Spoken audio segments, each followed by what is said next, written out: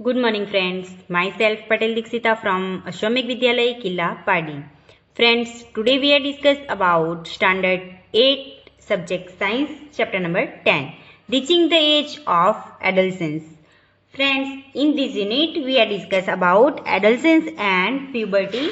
Then we learn about changes at puberty like increase in height, then change in body shape, change in voice means voice change, then development of sex organ, reaching mental, intellectual and emotional maturity.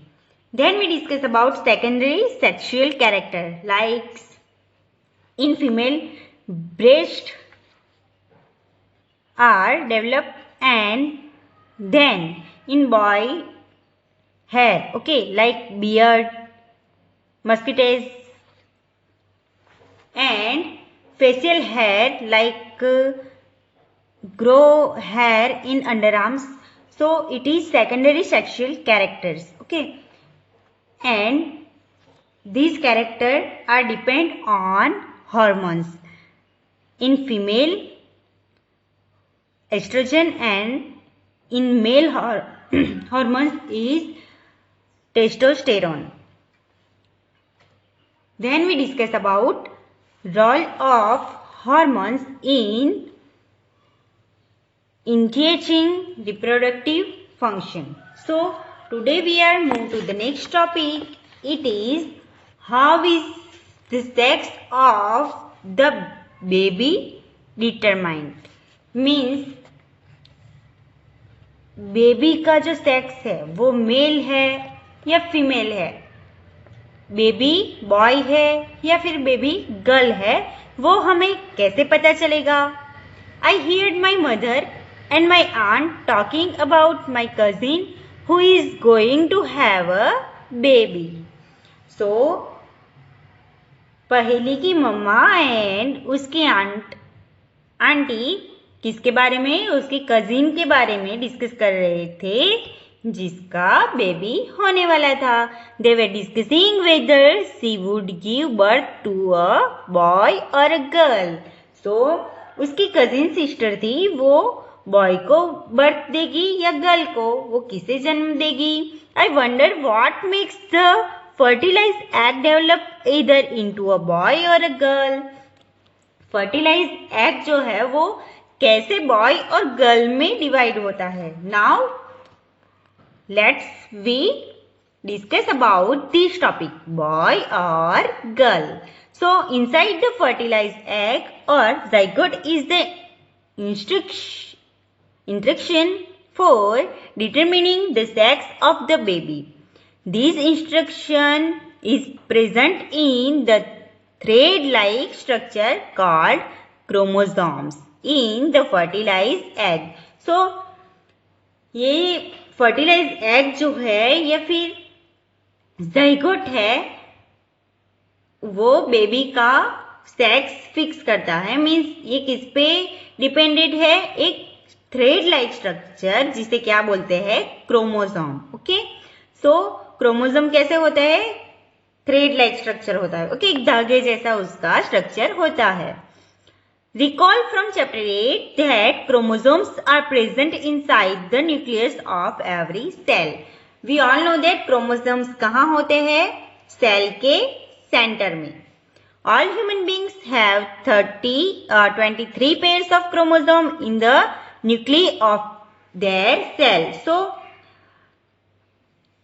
सभी human being में कितने pair होते हैं chromosome के? 23. Means total 46 chromosomes होते हैं, but उसमें से 2 क्रोमोसोम मीन्स 44 क्रोमोसोम्स जो होते हैं वो सेम होते हैं मेल में एंड फीमेल में. बट जो 1 पेयर है क्रोमोसोम की जो कि सेक्स क्रोमोसोम है. Okay, 2 chromosome out of these are the sex chromosome. Okay, तो 23 plus 23 is equal to 46 chromosomes होते हैं. 23 पेयर्स मीन्स जोड़. ओके, सो 23 पेयर्स होते हैं, तो 23 into 23 plus 23 is equal to 46 chromosome होते हैं जिसमें से 1 पेयर मीन्स ट्रू क्रोमोसोम्स ऐसे होते हैं जो कि सेक्स क्रोमोसोम्स होते हैं, जिसके नाम क्या है X and Y.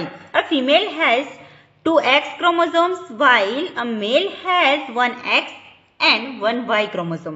The gametes means egg and sperms have only one set of chromosomes. The unfertilized egg always has 1 X chromosome. But so sperm are of 2 kinds. So mail में क्या होता है कि दोनों क्रोमोसोम्स X ही होते हैं. Okay, X ही होते हैं. बट फीमेल में दोनों X होते हैं, जबकि मेल में एक X होता है एंड एक क्या होता है Y. सो जो भी एग प्रोड्यूस होता है तो वो कंपल्सरी X ही होगा. ओके, बट जो मेल का स्पर्म आता है तो वो X भी हो सकता है या फिर Y भी हो सकता है. ओके, सो X होगा तो क्या होगा, बेबी गर्ल, एंड Y होगा तो baby boy. Okay, one kind has an X chromosome and the other kind has a Y chromosome. जैसे मैंने आपको बताया कि एक X होता है and second one is Y. See figure number 10.4. When a sperm containing X chromosome fertilizes the egg, the zygote would have 2 X chromosomes and develop into a female child. So दोनों अगर X हुए तो तो girl होगी, and 1 X and 1 Y हुआ तो क्या होगा, बॉय. मीन्स एग जो होते हैं वो कंपल्सरी X ही होते हैं, बिकॉज फीमेल में क्या होता है, XX होता है. ओके, फीमेल में क्या होता है, XX होता है, एंड मेल में XY होता है. सो मेल का सपोज X आया एंड फीमेल का भी X आया तो क्या होगा, XX means girls, and male का Y एंड फीमेल का X हुआ तो XY मीन्स क्या हुआ, boy. Clear that? I hope you understand. If the sperm contributes a Y chromosome to the egg at fertilization, the zygote would develop into a male child. Clear that? So दोनों XX हुए तो girl and XY हुए तो boy.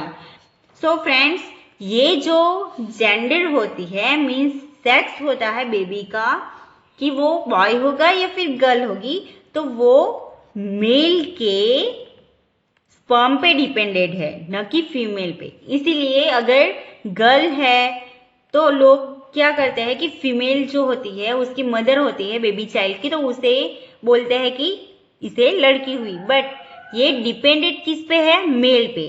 Clear that? Because mail में X and Y sperm होते हैं, तो ये क्रोमोसोम कहाँ पे होते हैं, मेल में.